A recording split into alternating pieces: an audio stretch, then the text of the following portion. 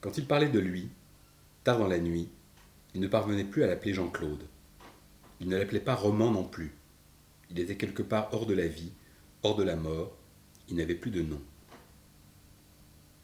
Au bout de 3 jours, ils ont appris qu'il allait vivre. Rendue publique le jeudi, la nouvelle a pesé sur les obsèques des parents romans qui ont eu lieu le lendemain à Clairvaux-les-Lacs. Celles de Florence et des enfants avaient été repoussées pour compléter l'autopsie. Ces 2 circonstances ont rendu la cérémonie plus insoutenable encore. Comment croire aux mots de paix et de repos que le curé se forçait à prononcer tandis qu'on descendait les cercueils en terre sous la pluie. Personne ne pouvait se recueillir, trouver au fond de soi un coin de calme, de chagrin acceptable où réfugier son âme. Luc et Cécile étaient venus, mais, connaissant à peine la famille, restaient en retrait.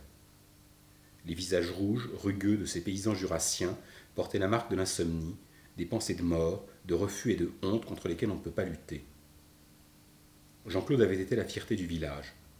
On l'admirait d'avoir si bien réussi et d'être malgré cela resté si simple, si proche de ses vieux parents. Il leur téléphonait tous les jours. On disait qu'il avait refusé, pour ne pas s'éloigner d'eux, un poste prestigieux en Amérique. Dans les 2 pages du jour consacrées à l'affaire, le Progrès de Lyon publia une photo prise en classe de 6e au collège de Clairvaux, où on le voyait au premier rang, souriant et doux, et la légende disait « Qui aurait cru que celui qu'on donnait en exemple deviendrait un monstre ?»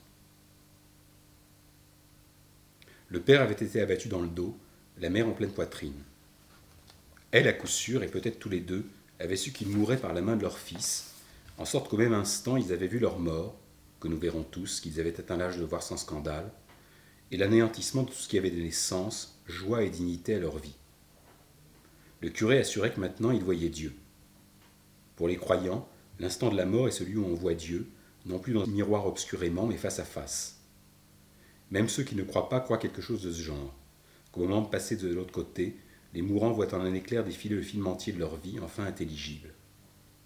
Et cette vision qui aurait dû avoir pour les vieux romans la plénitude des choses accomplies, avait été le triomphe du mensonge et du mal.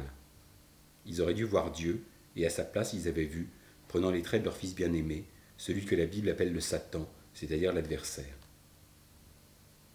On ne pouvait penser qu'à cela, à cette stupéfaction d'enfants trahis dans les yeux des vieillards, au petit corps à demi carbonisé d'Antoine et Caroline qui gisaient à côté de leur mère sur des tables à la morgue, et puis à l'autre corps, lourd et mou, celui de l'assassin qui avait été pour tous si proche, si familier, qui était devenu si monstrueusement étranger, et qui lentement recommençait à bouger sur un lit d'hôpital à quelques kilomètres de là.